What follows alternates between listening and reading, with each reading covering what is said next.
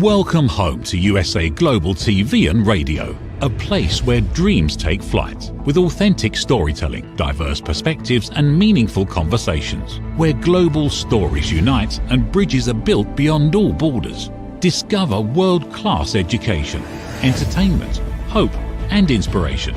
Together, we're building bridges worldwide.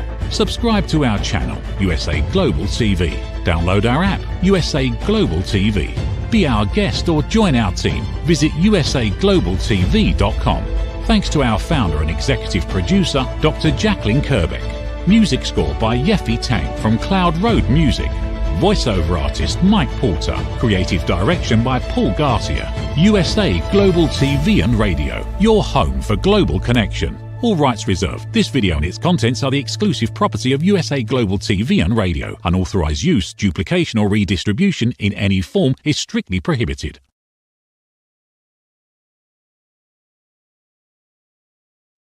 Could it be that it's Monday again? How fast do these weeks go by? Well, I want to welcome everybody to You as a Whole, Body, Mind, and Soul. This is Justin MIRIGLIANI, your host, and today we have a great guest. We have Craig Shapiro, who is a powerlifter, and he's also learned a lot. Went to school for exercise and kinesiology, I would imagine, and we'll talk to him in a second. But I want to let you know what prompted this show. I've said this many times on the show that I am not one of those people who would call themselves a well-rounded person. I think you get to decide in life what you want to be. You can be well-rounded and know a lot about a lot of things, or a little bit about a lot of things, or you can concentrate on a few and be really, really good at the few. And that's what I decided to do. I wanted to be really good at a few different things, and that was it. I don't care about other things. I don't care about, 17th century literature, all that stuff, things that just don't, I don't know how to play chess. I don't know all these things. But yesterday I was talking about supplements. I was talking about, in particular, RFK Jr. And I said that RFK Jr. is on something. Now, I don't believe it's steroids. I do think it is a TRT, which is testosterone replacement therapy. He's 70 years old, and if Dr. Jacqueline, you can put the picture up of RFK and see how he's built. There's RFK there at 71 years old. Now, you can't tell me that that is natural at 71 years old. Have you seen a 71-year-old that is that jacked? It's just, unless you are a genetic freak, that's not going to happen. That's not going to happen. Now, I am all natural. I was the two pictures of me, if Dr. Jacqueline, if you can put those up, one was at 49, one was at 50. Now I'll show you one of them. That's 49 years old. Okay. That is about as big as I get. My arms at that time were about 20 inches. Naturally, I did not. I weighed 200 and some pounds. We don't have the other picture, but that's okay. But this is one where you can see there's shoulder development, there's muscular development. Do I expect to look that way at 71 years old? No, I do not expect to look that way at 71 years old. At 50, I look that way. I'm actually bigger now than I was in that picture, and more muscular. My point is, you can hit certain levels, you can do certain things, you can get certain strength plateaus without steroids. I was able to get 20-inch biceps without steroids. I didn't touch any TRT. That's very unusual. But I was lucky. I was genetically gifted in the arms. My chest, not as much. I don't have the ability to grow a chest like some other guys do. But we're going to talk about all of this with Craig, and Craig's going to give us a lot of background on this, and he really is an expert. So, Craig, could you join us, and let's get together and talk a little weightlifting? Hey, Justin. Hey, everybody. Thanks so much for joining us tonight. I hope you really get something out of it. I'm super excited. I want to thank Justin and Jacqueline for having me on. We're going to have a great conversation. So, Craig, tell us about your history. So how did you get started? You went to Penn State, right? So actually, I'll keep it somewhat short. And if I ramble, just stop me, okay? No. When I was 13, my dad got me a set of dumbbells. So I was this short little guy. I was an athlete, but I was short. And he got me a set of dumbbells. I started picking up weights when I was really young and got hooked very, very quickly. I'll never forget the school I went to. And it's going back. I'm 59, so I graduated high school in 1983. So I remember at our school, we had this universal machine, and a lot of you here don't even know what a universal machine is because you just don't. But a universal machine was a weight machine that had all these different stations on it.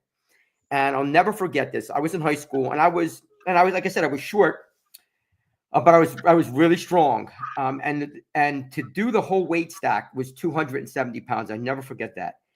And very few high school kids could do the whole weight stack. And I remember the first time in gym class, I was able to do it. And kids were like, oh my God, how are you doing that? And that kind of got me hooked. I did my first bodybuilding show when I was 18. It was like awesome. And then I went to college. I got a degree in exercise science. And I got involved in personal training. And then I became a health and physical education teacher. Competed in bodybuilding for about probably 14 years. And then was still lifting, did a show when I was 46, and then got much more involved in powerlifting. So I did some powerlifting when I was younger, but then I got more involved in it more recently. And that's really where my passion is.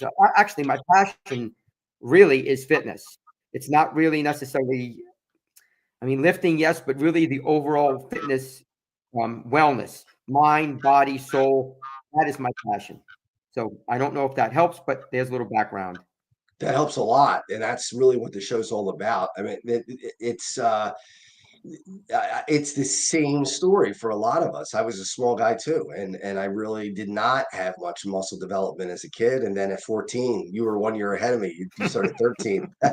I started at 14 and just got hooked on it, and just never stopped. And Yep. I wanted to. I went the weightlifting route, and then I went the powerlifting route for a while. I did it. We did it at different weight classes. I was 240. I was a pretty big guy, so I was up to 240 at one time, and I decided to scale it back. But do you agree that where are your thoughts on power versus aesthetics? Where is the, because I can tell you right now, I don't bench what I benched when I was 240. When I was 240, I was putting up 385 on the bench. Now I'm putting up about 325 on the bench at 210 pounds. So what do you think about that? I mean, obviously the look is better because I don't have the big belly anymore, but so I will tell everybody, I wish I had some pictures of, unfortunately I don't have any, but I can tell you that honestly, I walk around lean all year round. So I'm just very fortunate that I can be very strong and pretty lean all year. So when I say lean, walking around with some kind of a six-pack most of the year and still be very, very strong for my age and my weight. When it comes to like the power and aesthetics, I think that's kind of a misconception. A lot of people think that, if you're necessarily a power lifter, you're not going to be really, you're not going to be as muscular or as defined. And I think that is flawed because it depends what you're like. A power lifter doesn't just power lift all year long. Like in the off season, they're doing other things. Like I'm competing this Saturday, but in the off season, I'm doing a lot more hypertrophy work. So I think you can have both. Obviously, there is more of a tendency to, if you're a bodybuilder, you're doing more high reps, higher volume, doing a whole bunch of different accessory work. And then if you're into powerlifting, obviously when you're in season, you're doing more like, bench, squat, deadlift. You're not doing as many accessories. But I do believe most of it, honestly, there's a genetic piece, but there's also a huge nutrition piece. So I'm a very clean eater. I eat clean all year long. So that's just kind of my thing. I don't, I can keep going. I can go as long as you want me to go. But I think that you can have both. There's definitely going to be tendencies. Right. So like, obviously, if all you're doing is sets of 3, you're not going to get the muscularity you're going to get with somebody who's mixing up the rep ranges all of the time. But I don't know. But anybody who's just doing sets of 3 is an idiot anyway. Yeah, I mean that's where you're trying to get the power. That's where you 1 to 3 rep range is where guys try to put out the and women too now that are Yep. into powerlifting, try to get that 1 to 3 rep range and stay in there. Now I've read some new literature and I've talked to some I can't wait to hear this. yeah. They are not sure, and I don't know how you feel about this, that you could grow muscle in between 1 to 30 reps. Yeah, Have you so heard that new? it's like That five new to it's 5 to 30. It's like 5 to 30. That's Yeah. okay. Anybody listening? BS. BS. And I will simply, Justin, I'm so glad you brought that up. So here's what I'm going to say to everybody. Okay. It's true that the rep range is like 5 to 30. That's like this new scientific study. But I'll ask anybody here, if you're serious into training, when's the last time you did 5 sets of 30 on a squat? And I'm not talking about doing 30 body weight squats. I'm talking about with weight. Because the problem is that when you're doing really high reps on major compound movements like a deadlift, a squat, a row, a bench, there's no way you're going to be able to do that many reps because the first group of reps are so easy. Like if you're doing a set of 30, the first 15 are like nothing. You're just warming up. So yeah, maybe for some accessory movements like a bicep curl or tricep push down, I guess you could get away with that. But also, it's boring. It takes a boatload of time. And here's the thing. This is really important. Do you think your body knows the difference between 29 and 30 reps? I mean, anybody who thinks that obviously has no idea about any kind of training. Your body doesn't know the difference between 29 and 30, 25 and 30, 20 and 25. It just knows how much muscle is being used to pick up a weight. So I don't think there's an actual rep number. Like when I train and coach people, it's not about one number unless you're following a program that ties into that. Like if you're doing, let's say 5 sets of 5, that's a different story because then you're in that very specific rep range. But other than that, like people get caught up with the number of reps, like 5 to 30. I just don't buy it. So if you do 4, you're not going to get any bigger. I mean, that just doesn't make any sense. It doesn't. We got a comment from Claire. Claire, let's see your comment here. So, hey, okay. Claire, how are you? So she's just checking in to say hi. Hi, Claire. So I'll answer that question. So what about one set of super slow? So I'm guessing, Claire, you're probably on the younger side, I think. But I was around during the Mike Menser years. That was what Mike Menser, Arnold Schwarzenegger, all these guys. Mm-hmm. Mike Menser was known for the guy with the one all-out set. Right. That's what he was known for. It was his thing. I will tell you that I do think that if the one set is very, very challenging and very hard, I do think that you can definitely get better from it. And that's a difficult topic because when you get involved in things like volume, like how much volume do you need, that's going to vary so much on so many factors, like your age, your gender, your weight, how much experience you have, your stress level. There's just so many variables in it. That's why the science community is very, very difficult because it's just very difficult. I don't want to ramble on about it. I'm just saying that sometimes the scientific fitness community makes things much more complicated than they are because that's what they're trying to do. I can summarize getting bigger and stronger. Very simple, very, very simple. Get enough rest, get enough protein, eat well, use progressive overload, follow a plan. There you go. Now, I won't ask you because this is a question. It's always a loaded question when you ask a weightlifter this. No, please ask whatever you want. Well, I've never touched testosterone. I've never touched steroid. Neither have I. Not once. Neither have I. So, okay, so we're both natural lifters. Well, you saw the pictures in the beginning of what RFK Jr. looks like at 71. Mm-hmm. In your opinion, in your expert opinion, do you believe that is genetically possible at his age without TRT? I do think it is. I do. You I do. Think, okay. I do. Okay. I do think it is because I don't think it's to. First of all, I think anytime we make a general statement that something's not possible, I think that's difficult because there's always going to be outliers that can do something. And while I think he is obviously well built, I don't think it's beyond the realm of being natural. Now, do I think he is natural? No, I do not. I don't think he's natural just because I can look at his overall physique and his face and what he looks like, and I can make a general assessment of what I think. I don't know that, of course, and neither do you, and none of us do except for him. Correct. But I would say that I think he is on some kind of supplement. And I'm not talking about creatine. I think he's on some kind of supplement, maybe TRT or something like that. But again, I don't know that. He's not so big that he's freaky. But he definitely does seem to me that he could be on something.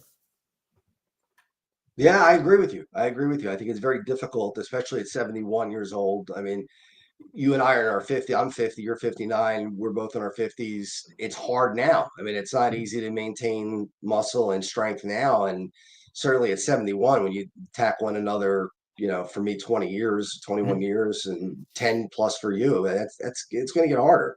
I don't expect to look like that at 71, to be honest with you. I'll still be in the gym, I hope. Well, first of all, you'll definitely be in the gym because it's part of your life. Yeah. So yeah. I mean, and again, kind of going back to that, like I will say I'm 59 and obviously you can't see how I'm built, but I'm generally pretty defined.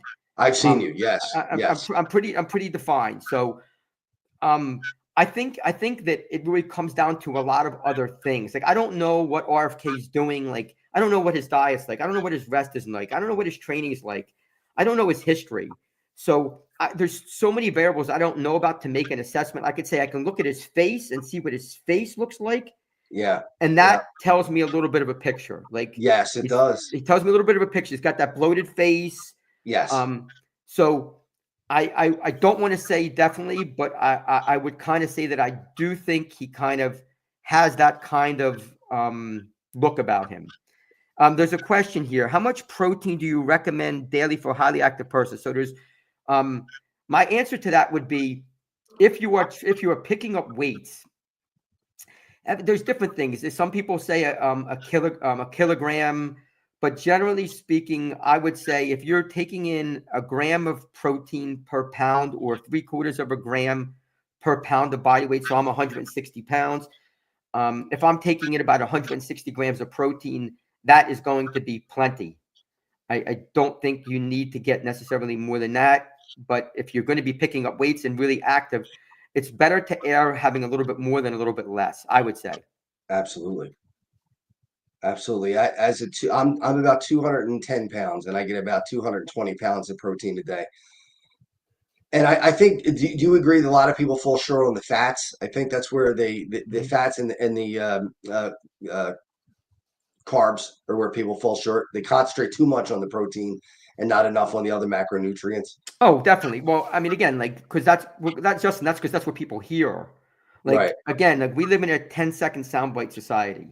Like that's where we live. So somebody sees something for 5 seconds and, oh, I got to do that without being educated, and we can all learn more. That's just kind of like what we should be doing. I think it's really about what your goals are. So if you're eating a lot of carbs and fat mixed together and not a lot of protein, you're going to have a tendency to gain weight. Right. You're going to have a tendency to gain body fat because carbs and fat are both energy sources. Yes. So I do think you got to be a little careful about that, but I would never suggest that somebody not know their macros. As a matter of fact, I'm teaching that to people right now. I'm a strength coach and also a teacher. I'm teaching macros right now, like understanding like the importance of getting a balance of all of them, but also understanding there's a difference between having a donut and having a baked potato. Right. Like you got to understand your foods. Yeah. Now, Dr. Jacqueline, do you have the pictures that I said I want Craig to see my blood work? Because I told everybody that I was going to share my blood work, my testosterone. And there's my free testosterone. Mm-hmm. So tell me a little bit about free testosterone versus, and Jacqueline, do you have the other? So I'm almost at the top of the level, right? It was 19 point some odd and 21 is off the chart. And then this is my testosterone. So what was the difference between those two different levels? I mean, you move back to the other one. There it is. There's the free testosterone. So I'm looking at your numbers and I'm going to say, like, can you go back to the other number? So that's a pretty high number. Like, don't you think? I actually asked my doctor if she could top me off with TRT, and she said absolutely not. She said absolutely not. Right. Said, she's not going to top you off because look, your numbers are decent. So what's the difference between testosterone and then the other testosterone, which was the free testosterone? I'm not sure what the difference is. I'm not positive about that. Yeah, I'm a little shaky on that myself, to be honest with you. I mean, I'm looking at, go on. I'm sorry. No, go on. No, go ahead. I'm looking at your numbers, and when I talk to people that are generally taking some kind of testosterone, their numbers are much lower. They're usually in the threes and even in the twos before somebody is taking some kind of, like, you're at 472. I mean, and obviously, it could be higher, but you also have to look at your age. Right. I'm looking at the graphic you just put up there. So could you put that back for a sec? Yeah, that. So looking at that number here, when it talks about non-obese males between 19 and 39, I mean, think about that. You said you're 50, right? I'm 50, yeah. Yeah, I mean, so those are pretty decent numbers. Like 472 is pretty good from what I could see. And the other number, the free testosterone, that's very high. I mean, I'm not really that familiar with free testosterone numbers, but you're obviously up there. So I can tell you from experience that no matter what doctor I've gone to, no matter what nutritionist I've gone to or talked to, they've all said the same thing. They would not prescribe testosterone, TRT. They absolutely not. To you? So, to me. Oh, yeah. Yeah, definitely not. No, you're definitely not in need of it. You can look at your numbers and there's no way that would be malpractice. Yeah.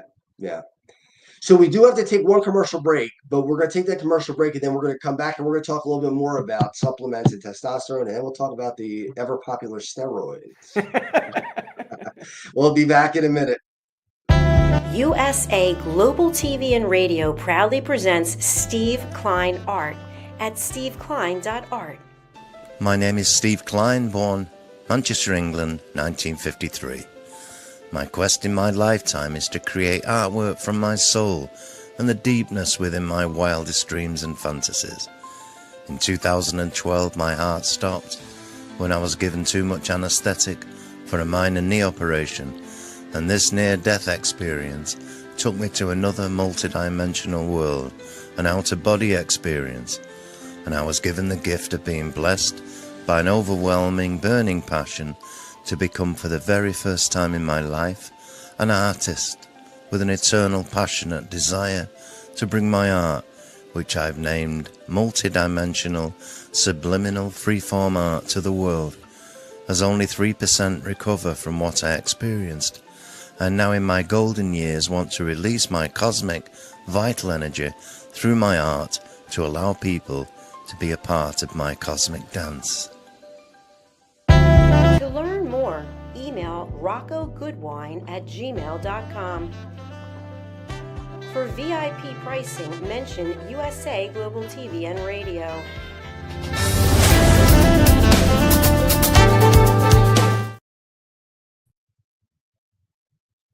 All right, we are back with Craig Shapiro. And Craig, I want to talk to you a little bit about, have you ever been tempted? I think I've been approached in gyms many times in my life from guys who are like, just take a little bit. You got 20-inch biceps. Could you imagine if you took steroids? You're benching 380. Could you imagine if you're on steroids, you'd hit 500?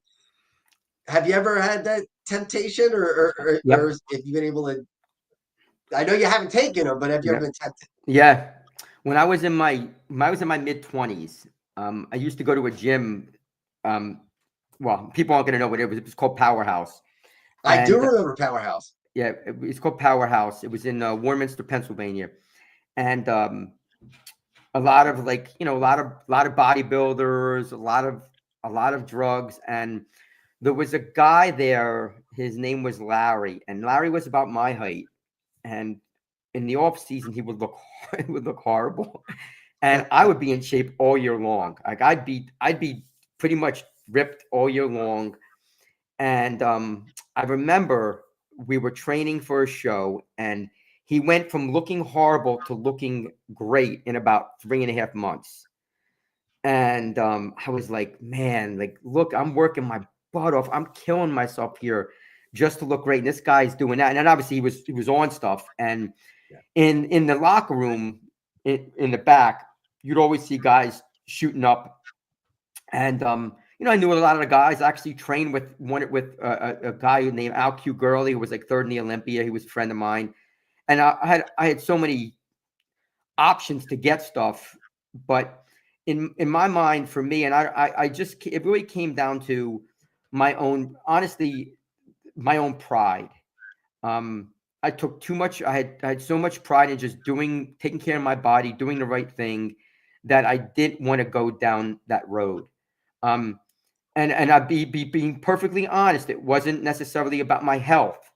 It was really more about me personally not wanting to do that, because I wanted to stay clean, and I always wanted to say that I was natural. But honestly, there's temptations. I mean, you see other guys that are working half as hard as you, that are twice as big as you, right, and can make so many mistakes and look amazing, and then you're killing yourself to look good. And but for me, no. I mean, I just would never. I would never go down that road. I really think you got to take care of your body. There's too many risks. Most people are not educated about using any kind of steroids, so that's just my take. And I think the same goes with the enhancement of testosterone, even over-the-counter stuff as well.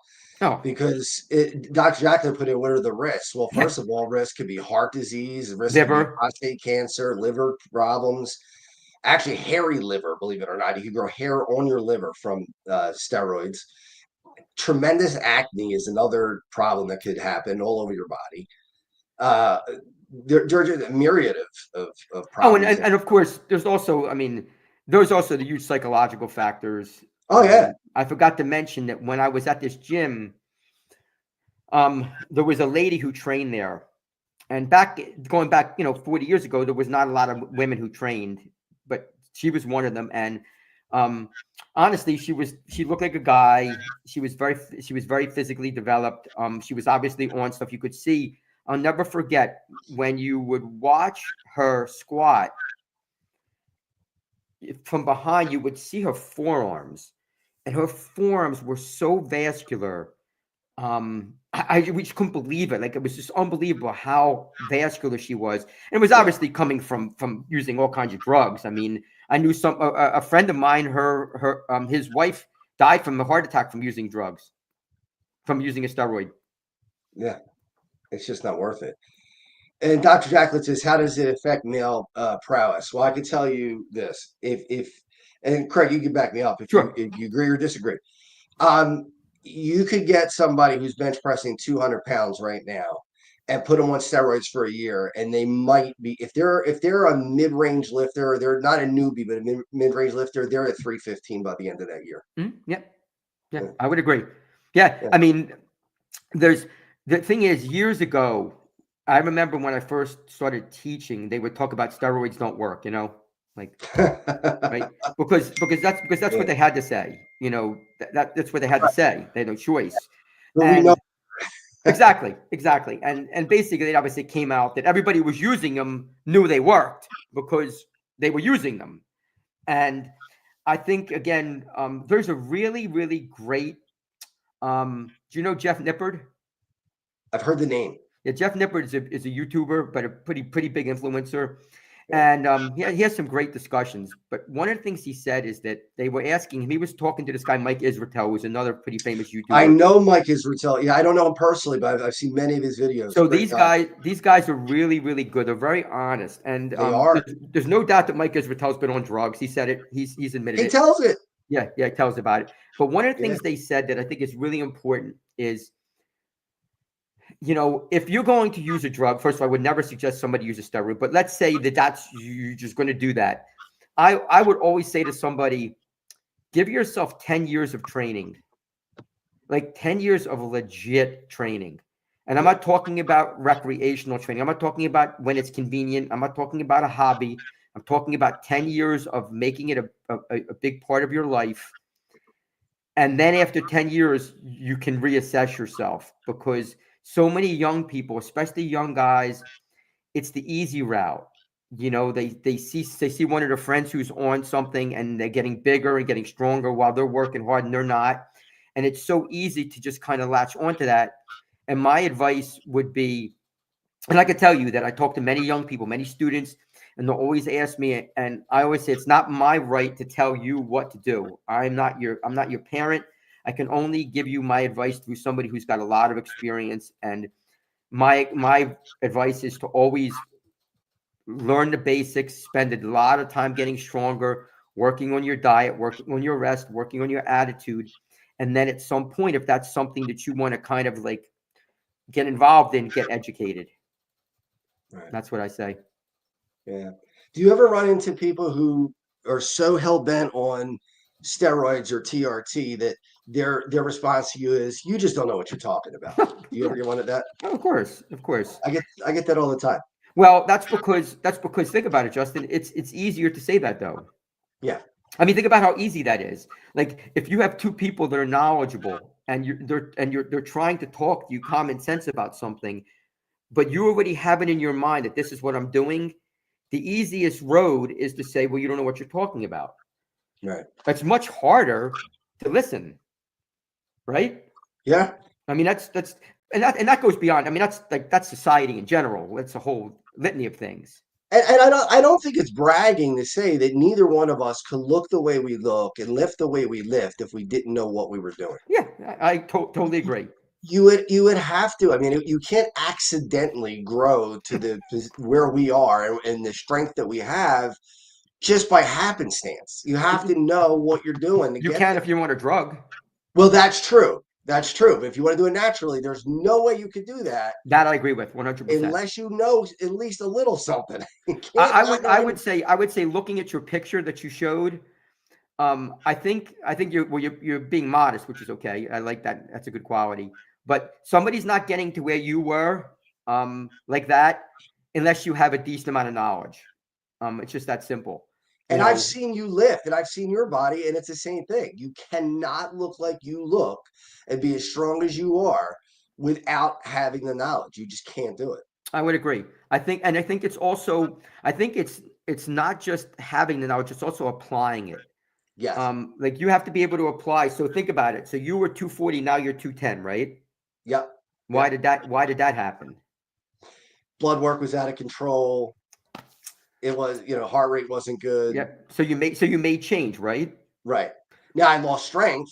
Well, if you're gonna drop 30 pounds, you're gonna lose some strength. I mean, that's exactly. There's no way around that. But the fact is, you knew what to do, and I think you're gonna hear me say this a lot. And anybody listening, I think this is really important. And it's not because I'm a teacher, so please, just hold off on that.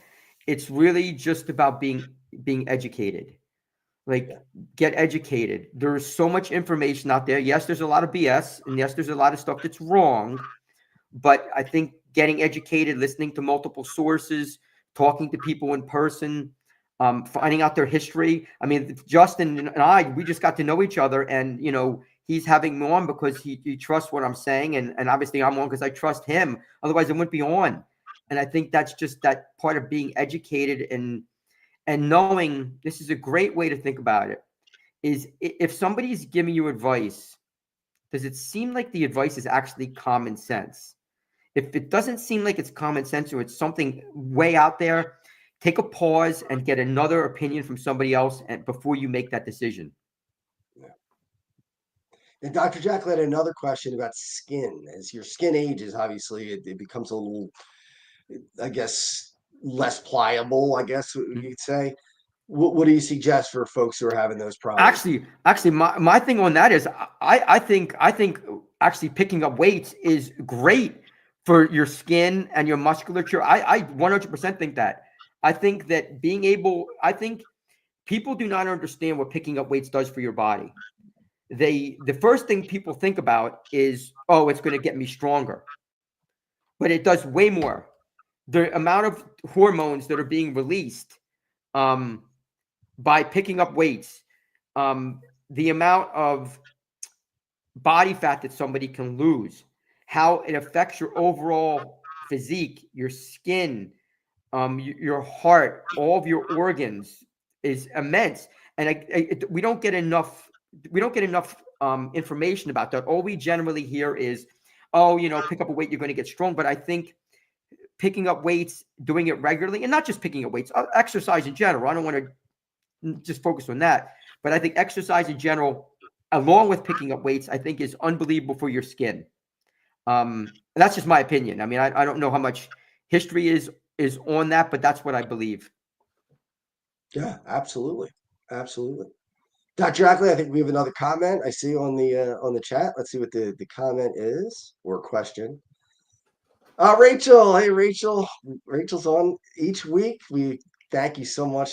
I'm in menopause and trying to tone up. Any recommendations?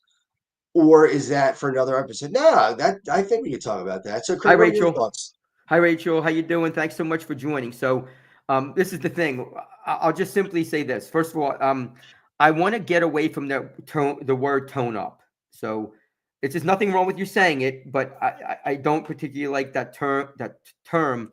I would say you want to get in some kind of shape, better conditioning, more muscular, more lean, whatever you want to say. And my recommendation is honestly pick up some weights. Get started, have a program or have somebody design a program for you that you are picking up weights. There is so much science out there about the benefits for women picking up weights. It's immense, not just for menopause, bone density, body fat. There's so much stuff out there that would be my recommendation. And obviously, if you have further questions, I'm sure you can ask, one of us, and we'll be able to help you. Absolutely. Yeah, Rachel's been a friend of mine since we were teens, actually. So, and she's there each week. So, Rachel, thanks again for coming in. So, Dr. Jacqueline's been the strongest that she's ever been. I know Dr. Jacqueline's in her 60s, early 60s. So, that's pretty impressive to be the strongest you've ever been in your 60s. That's pretty good. But her skin, she still has issues with skin. So, yeah. I think. Yeah, my answer to that is I think, again, when I say exercise, I think is beneficial to your skin. I do believe that. I think just staying tight, bracing, breathing, I think is very helpful in exercise in general. But the reality of it is, if I don't look the way I'm 59, I don't look like I did when I was 30. So I mean, the aging process is the aging process, and unless you are very, very unless you're very gifted in that aspect, I think there's going to be some aging that is going to happen no matter what you do, unless you're taking some kind of products that help with wrinkles and things like that. Right. Or skin. Yeah, exactly. No matter, and I don't think there's anything you can do about that. Yeah. Father Time's undefeated. Father Time doesn't lose. That's for sure. But I do think that exercise honestly helps with it. I mean, it does. I do believe that. It does. Now, what are your thoughts on cardio? Because I started jumping rope. I started doing it. Actually, I don't use a rope because it hits a ceiling. So it slows me down. So I just do the spins and I do the boxing. You know how boxers jump rope? Sure. It's a boxer jump. The boxer jump. Yeah, I do the boxer jump. And I got it up to 2. I can do it for 2 straight hours now. I could do 2 hours and just 2 hours. I can jump rope. Really? And just do that. But yeah, without a rope though. I don't have the rope. Still, that's good, man. That's super impressive. So that's really honestly what dropped a lot of the weight, was being able to do that kind of cardio. So are you a cardio guy too? Like, I know you talked about weightlifting a lot and you said all exercise is good. Yep. How much time do you put into cardio? And the second part of that question is, how much do you worry that the cardio is going to take away some of your muscle mass? So that, I'm glad you brought that up. So I was actually, I've done racquetball at a high level. I wrestled at a pretty high level. I biked and ran at a pretty high level. Ran a marathon. So I've done a lot of cardio. Right now, I'm not doing a lot of cardio just because of what Justin mentioned. I feel like, and I'm not talking about walking. Like, I walk a lot, and I think walking is one of the best things you could do for your body. One of the best things. But as for like intense cardio, like running or doing like an elliptical or things like that, I don't do a lot of that. Very, very small bouts of it at a relatively low intensity, because that's not something that I am necessarily seeking right now as somebody who's a powerlifter. Because I think if you do too much cardio, it definitely will zap your strength. There's no doubt about it. Yeah. And I can tell you that because I had to cut weight last year and I did cardio to make weight, and it really hurt my strength a lot. So I think cardio is incredibly beneficial. It just, again, it depends on what your goals are. I think if you're not necessarily competing, I think that mixing cardio and picking up weights is a great idea. I think it's awesome. Yeah, I'm looking at I do weightlifting max out classes, spinning. Yeah, I do yoga. I think that stuff's great. I think mixing stuff together is what you should do. I don't think you should ever just do one aspect of training. I just don't believe in that. And even though I am a power lifter and lifting is my main source of exercise, I teach yoga. I do yoga. I do yoga every day. Every single day I do yoga. I walk a lot. Again, I'm not running a lot or doing those other things because I can lose weight very, very quickly. And that's not really my goal. So I guess I hope that answers the question. No, it does. It does. That's the rub, I think, for most of us is how much cardio do you do to stay healthy versus the muscle loss, wanting to keep that balance. How much downtime do we need? Well, go ahead, Craig. Okay. So I guess that's Jacqueline, great questions. It is a very good question. Great question. So here's my thing on that. I'm glad you brought that up because I was going to mention an acronym, and I know, Justin, you're going to love it because I'm getting to know you. So I use the acronym FRAT, F-R-A-T, and I'm not talking about like a fraternity. I'm talking about like FRAT. So F-R-A-T stands for food, recovery, attitude, and training. F-R-A-T. And when it comes to the recovery piece, I think people are confused about what that means, like taking a day off or taking multiple days off. So I actually strength train 5 days a week, 4 or 5 days a week. It varies on the week and whether it's off season or not. But on the other days, I'm not necessarily resting. I'm not just lounging around on the couch eating yum donuts. I'm just not necessarily picking up weights. I might be doing yoga. I might be walking. I might be doing other things, but I'm not just vegetating. And I think my question to you would be, what do you mean by downtime? Like if downtime is not going to the gym, that's fine. You don't need to go to the gym every single day. I mean, you can if you want, but you don't need to. And that's the other side of it. There's nothing wrong with going to the gym 6 days a week. It just depends on what your goals are, your planning, your programming, how hard you're training, and a lot of other factors. But I think people get confused when they think of downtime. They think of, oh, I'm not doing anything. And if you're just sitting on the couch watching TV all day, to me, I call that lazy. That's just me. So don't hate the speaker. And I know we don't have enough time to get into it, but maybe some other time we can have you back, Craig, and talk about the difference between systemic fatigue and local fatigue, because those are two different things. And systemic fatigue, it can take months to years to recover from if it's abused too much. That's what happens when people. That's what happens when people overtrain. They train hard. Exactly. They train hard. I had that happen with somebody I was helping a couple of years ago, and I kept saying to him over and over again, "You're not listening. You're training too hard." Well, I'm not getting bigger. You're training too hard. You're training too hard. You are going to overtrain. You're going to have systemic fatigue, and then you're not going to be able to train. And that is exactly what happened. He went over the cliff. And once you do, it could be months to years to recover. Which people don't believe. They think that's crazy. They say it can't be years. Yes, it can. And it's also the emotional. It's the emotional piece. Yeah. It's like if I said to you, Justin, man, oh my God, you're 210. You look great, man. You're benching this.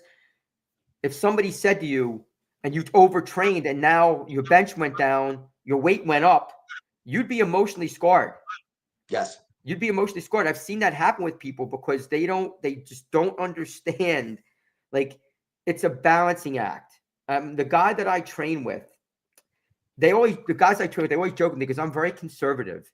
Like it's rare that I'm ever going all out in a training session. Now I'll go close to it, but I don't usually go out. I save that for the meets. And my thing is that's because I don't want to be so fatigued constantly that it's going to affect my next workout. So I'll say that again. One of the things that's really important about training is if you're training so hard that you cannot come back and do the next workout properly, that's not a good thing. Okay, you should always be able to come back and do the next workout. And if you keep doing that, you will have systemic fatigue instead of localized fatigue. What is the question? Tips to prevent injuries from yeah. Why don't you answer that? Because I'm talking a lot. No, you're doing great. No, this is good stuff. I think you'll agree with this. The tips are you have to use right form. I mean, I think that's the number one thing is if you use right form and the right amount of weight. If you're curling and you're using your back and you're jerking that weight up, you're not. First of all, you're not training the muscle that you want to train, and secondly, you're putting strain on parts of your body that you don't want to put strain on. So use lightweight first, learn the movement, and then start to develop that. What would you say, Craig? First of all, you nailed it. You nailed it. Like I said, I do strength and conditioning for a football team where I teach, and first day, very simple, guys. We got to master the form. Don't ego lift. People don't know what ego lifting that means. That means like picking up weights that you're not supposed to pick up or you're not able to pick up just because you feel like you need to do them. Master your technique, just like Justin said. Get your technique down, master the form, and your strength will go up naturally. That's just how it works. I love that, Jacqueline. So you said, Jacqueline said it's the number one tips to prevent injuries. Obviously, like Justin said, master your form, recover enough, eat the right foods, do some mobility work. As for a priority in my life, I love that. I love that. I think that is. So, Justin, let me ask you a question. Sure. On a scale of 1 to 10, how important is exercise to you? So before you answer, just think about, like, 10 means it's everything. 1 means it's nothing. Obviously, we know you're not going to be a 1, but where would you say you are? I'd probably say an 8. So think about that, like an 8. Like an 8 means that it's really important to you. It's not just a little hobby. No. And I think that's what people get confused about is they don't understand. Like, if I always give the analogy of this, it's a beautiful day and, man, I can't wait to go to the gym. It's so nice out. Well, what would you do if it was snowing? Would you still go to the gym? Because people that make it just a hobby, they go to the gym when it's convenient for them. People who have it as a lifestyle, they go to the gym because it's a lifestyle. Like Justin said, he's an 8. Well, if you're an 8, it's not a hobby. It's a big part of your life. Dr. Jacqueline, I think you said about meals, 3 to 6. You said 10 non-negotiable. You have 10 meals a day. Is that? No. She's saying her lifestyle is a 10. Oh, she said 10 non-negotiable. I got you. Okay, I was going to say 10 meals a day. Oh my goodness. And actually, I would say that honestly, I would say that I am. I'm basically a 9 or a 10 almost all the time. Yeah, I would say that. What is this? Please talk about how many meals a day. I heard 6 to 3. First of all, all that stuff is kind of bogus. That's another bogus. It's another bogus thing. The many small meals a day is totally BS. And it's completely totally BS. Now, when I say that, I would say that is it bad to have 6 small meals? Of course not. Not at all. Not at all. If that's how you choose to eat. If you choose to have 3 regular meals, that's okay too. It's whatever's going to fit you, and you have to look at your caloric needs. So, if your caloric needs are 2,000 calories a day and you eat, 6 meals and they're 330 calories each, then you got your little over 2,000 calories and you're good to go. If you're having 3 meals, you're going to be having, 650 calories a meal. And that's okay too. It depends what's really going to work for you. Me personally, I am kind of a small meal guy, but that's just me. I don't like the idea of feeling very, very full. It just makes me uncomfortable. So for me, I'm more of necessarily a snacker, but that doesn't have to be for everybody. Like the calories are the calories are the calories. So if you have 2,000 calories from 5 small meals, fasting and bulking up, is it possible? Body recomposition, right? Well, first of all, you can't turn muscle into fat. You can't turn fat into muscle. They're 2 totally different things. So absolutely 100% correct. So you can't do that. That's a misconception that's been around for years. Yep. That's a huge misconception. Yeah, I will say this. a lot of this comes down to where your current physical condition is. So, for example, like I said, I'm competing on Saturday, and when I started my weight cut, I was about 160 pounds. Today, I was about 155. I can still be as strong at 155 as I can be at 160. We're very, very close to it. But I can tell you right now, if I got down to 148, it would be very hard for me to be as strong at 148 as I am at 160. Right. And it's just there's just less body mass. I personally, first of all, to me, bulking up, I hate that term. I hate it. I hate it. I hate it. I hate that term. Just because, what does that mean? What does bulking up mean? You mean getting bigger, or getting fatter, or getting stronger? No. You don't know. I was just joking with you. I just hear that term a lot. The kids say it to me. Shap, I'm doing a dirty bulk. You know what a dirty bulk is? Dirty bulk, yes. Yeah. That's a terrible idea. Eat whatever you want. Eat whatever you want. Whatever you want. You know, I think that the term bulking up, if you mean getting stronger, it is true that and Justin, you touched on this in the beginning. Your bench at 240 was higher than it was at 210. Yeah.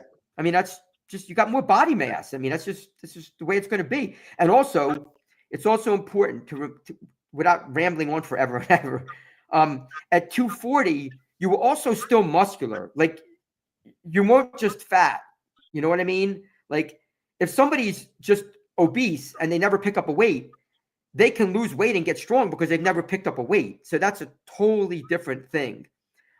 Fasting, I think fasting can be okay. I mean, I think it's another technique that can work once in a while. I wouldn't do it all the time, but I think anytime that you're mixing things up, shocking the body, I think it can have a short-term effect, not long-term.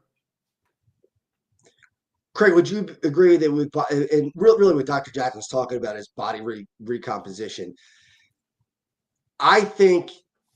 I believe a lot of the studies that say don't chase two rabbits at the same time. Yep. So chase the rabbit of losing the weight first, lose the strength, and then build the strength back up after. If you try to do both at the same time, you're going to catch neither rabbit, and you're going to wind up in the same place you are right now. Well, first of all, you can't do both at the same time. Right. You can't do it. Right. Now, let me just put a caveat on that. It depends where you're coming from. Like, if you're somebody who's just starting, if you've never picked up a weight, of course you can do that because you've never picked up a weight. So the second you pick up a weight, you're going to get stronger no matter what you're doing. Correct. But I'm talking that this comment is more for somebody who's intermediate, somebody who's been doing it. So if you're somebody who's an intermediate lifter, somebody who's been doing it for a while, it is extremely hard to be in a calorie deficit and get stronger. Extremely hard. Especially if the calorie deficit is pretty severe. So, I mean, if you're in a 100 calorie a day deficit, I don't consider that a calorie deficit. No. But if you're doing a 500 calorie deficit, 600 you're not going to be able to do that. Not if you're somewhat advanced. No, I found exactly the same thing when I did it. Yeah. You're not, I mean, but like you said, I'm stealing that. I'm stealing that. Chasing the rabbit. I'm stealing that. Good. Okay. Yeah. I like that. Yeah. I love that. I'm going to say that to my students tomorrow. You can't chase two rabbits. Like, pick the one that you want to follow, because I think that's great, because a lot of people think like, you know, I want to get lean, but I want to get stronger. I think you can get lean and keep a lot of your strength. I do think you can keep a lot of it, but I think it's unrealistic. You know, I mean, I think about myself, like, you know, my last bench, I benched 280. And I think at that weight, I was around 159, I think. Wow. My goal was to be able to do that. You know, when I compete, my goal is to be somewhere around that 275, 280. But I'm still going to be around that weight. I'm not going to be at 148 because I'm going to eat right after I weigh in. So I think again, that it's the nuance of it. Yeah. And I know that we're running out of time, but one thing I want to say, we never even talked about. You and I could probably go on forever. We should do more shows together. Geez, we never even talked about the topics that we were supposed to talk about. No, we did. We got into the supplements and stuff like that. We talked about the steroids and the TRT. Not a lot, man. We didn't even talk about what supplements people should take. Oh boy. Yeah. Well, What I was going to say was the mental aspect is it doesn't matter what the person on the bench next to you is benching. It doesn't matter how much they're lifting. Look, I bench press next to guys that are putting up 450, 500. And does that make my bench weaker? No. I bench the same amount of weight. It doesn't subtract. So don't look around the gym and see somebody curling 50-pound dumbbells and you're curling 25-pound dumbbells and say, oh, well, I'll never get there. It doesn't matter. It's just doing the work. Everybody's there to do the same thing. It's just get stronger to get to more healthy. That's all. My training partner, the guy I'm competing with, he's 220. So he's squatting 550. He's deadlifting close to 6, and he's benching 370. Well, I'm not doing any of those numbers. But I'm not trying to do those numbers because they're beyond the realm of my physique. I'm 155 pounds. Yeah. I'm doing what I can do. And I love that. I love the way you put that because I always say, like, you take care of you. Take care of you. Help others. Help others. Be a good training partner. Be a good man. Be a good woman. Be supportive. Have a positive attitude. Take care of you. Do what you need to do, not what somebody else is doing. Absolutely. Well, Craig, we're definitely doing this again. We got to do this again. And then we'll talk more about the supplements. We'll get more into the supplements the next time. But... Hey, listen, we could talk about the training piece, man. We could talk about that all day long. That could be a series of conversations. Trust me, that would never get old. Yeah. And I know you have a podcast as well. So we could which I'm going to have you on, which I can't wait. That'd be great. That'd be great. The one thing I would say, though, can I mention something real quick? Sure, please. The one thing I would say to everybody, I think is really, really important is there is a huge attitude piece to this that I teach and talk about all the time. And I hope everybody gets this. If you pick up nothing that I mentioned, I hope you get this. Be confident in yourself. Give yourself praise. If you do something well, you don't want to brag about it, but you want to own it. Be grateful for the gains that you make. Be grateful for being better. Try to avoid the thing of, oh my God, the I suck attitude, because that's toxic and it really won't help you. So at the end of the day, if you're taking care of yourself and you're making small little gains, that is what it's all about. And if you do that, be proud of it. So that was my comment. That's a fantastic comment, and that's an important comment. And you're a special human being because a lot of people don't share those kind of things. A lot of people are like, just get in the gym and hang and bang and try to get it. Hey, you just got to do the best you can. That's BS, man. I mean, because the bottom line is we're all trying to get better each day. That's what we're trying to do. And if you're trying to get better each day, like I know you are, like everybody listening, like Justin and I, we literally have known each other for a day. That's right. That's right. We're a kindred spirit, though. Exactly. Positive guy, wants to make a difference in the world, trying to help people. I have so much respect for somebody who's trying to make a difference in people's lives. I think that is so powerful, so authentic, and something that you should be, I guess, appreciated for. Craig, you do the same thing every day for young people. So thank you. Appreciate it. Yeah, I really admire you a lot. And, having you on the show, like I said, we met today, but I feel like I've known you for a long time. You're really a special individual, and that's important. It's really gratifying to have somebody like that on the show. I appreciate that. We share the same values.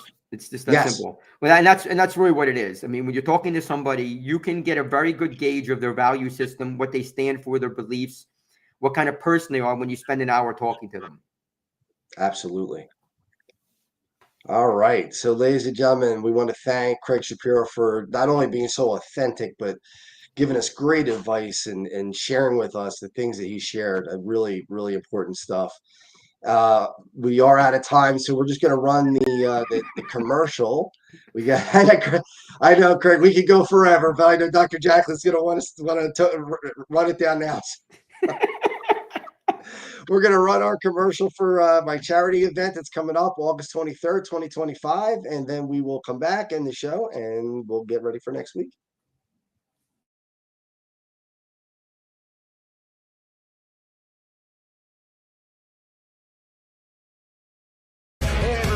just want to tell you how thankful I am that you came out tonight and helped us out on a very special evening. Crohn's and colitis are terrible diseases, and they affect a lot of people, not only in the Delaware Valley, but all over the world. And hopefully we can find a cure someday.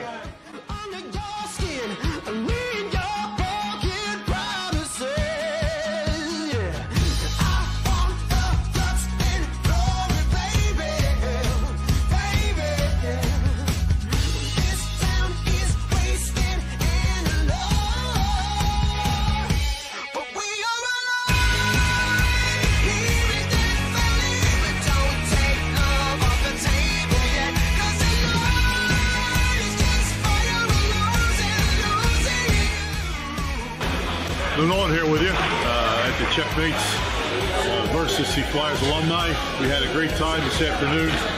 Game was close, and we're all here for Checkmates Charities, which is the real reason that everybody's here, not only the players, but all the fans that were here.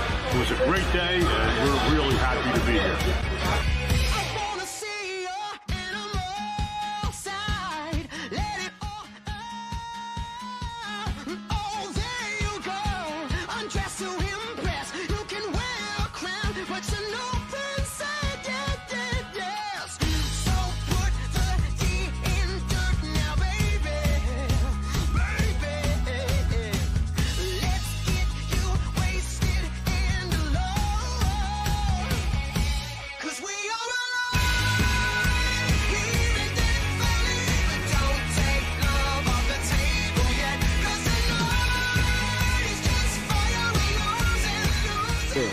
It was fun to be out here at the Northeast Skate Zone because the Checos were a pretty good team, and so we had a lot of fun with the charity. And it was good because they took it easy on us old guys. So we had a good time. So anytime you can do something for charity, and I know a couple guys on the other team, and just be on the rink, we all go have fun. Good times go. I'm either gone in an instant or here to the bitter, and I never know what I've got. I want to thank my family for all that they did to help me get through this, and there's a lot of planning that get done. It has to get done. I want to thank Nick's Roast Beef and Cotman Avenue for all they've done. Dr. Prieto for saving my life and finding the disease and treating me for so long. And the Flyers organization for all they do to help us raise money every year. So thank you, everybody. I appreciate it.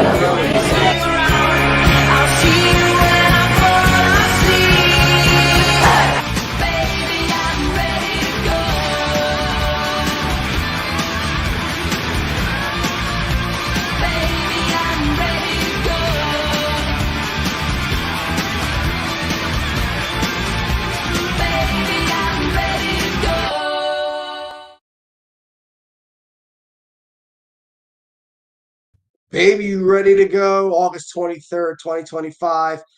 Been in touch with Mark Recchi this week, and all things look like they're on board. So we're going to get that game going. We need 1,000 people in that hockey rink, and we need 750 people in that restaurant that night. I want 1,000 hugs and 750 hugs that night as we celebrate life. And we are going to bring, and there's the website. There's the website where you can buy the tickets. It's www.checkmatescharity.com.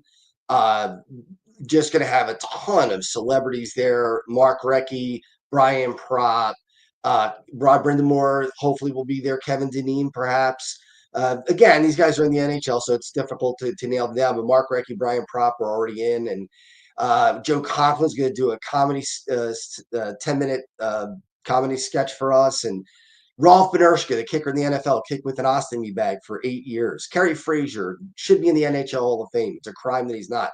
Ed Bernstein, one of the greatest lawyers in the history of the country, let alone Nevada, came from Philadelphia. His daughter passed away, unfortunately, from Crohn's disease. Mr. Bernstein, Ed, is going to be there and has become a good friend of mine. So get your tickets.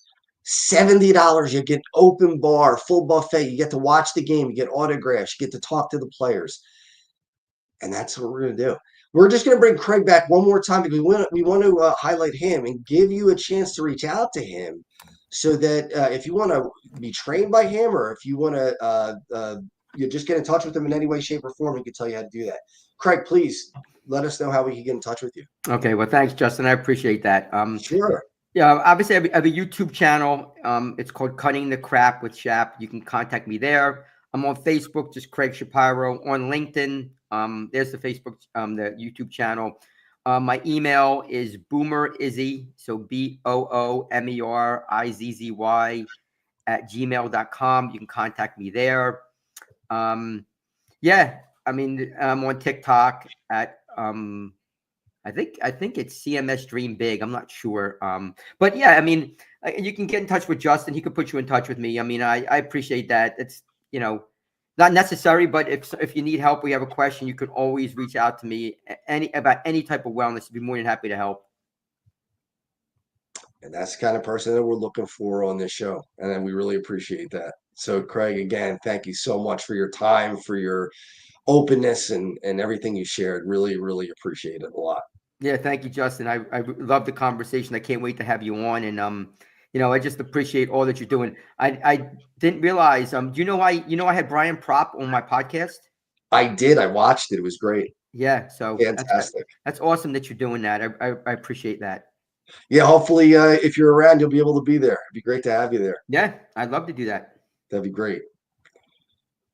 Craig, thank you so much. Really appreciate it. Justin, thank you, my man. I appreciate you. I'll be in touch. You got it, my man. Take care. All right, everybody. Thank you so much for your time. I know we went a little over this week, but man, was it well worth it. What a great, great guest we had. Craig Shapiro, just an absolutely wonderful human being. Dr. Jacqueline, I know she's not feeling well tonight, but she hung out through the extra few minutes that we did the show, and I want to thank her for that as well. So thank you all. We'll see you next week on You as a Whole, Body, Mind is Whole on USA Global TV and Radio. What if one simple skill could change the way you connect with the world? What if listening could open doors to deeper relationships, stronger businesses, and a better you? Dr. Jacqueline Kerbeck, the Listening Mentor, brings you USA Global TV and Radio, a space where voices are heard, ideas are shared, and global communities thrive. Through the elevated listeners' courses and books, you'll master the power of listening, set boundaries with confidence, and transform conversations into opportunities. Join us. Listen, learn, elevate.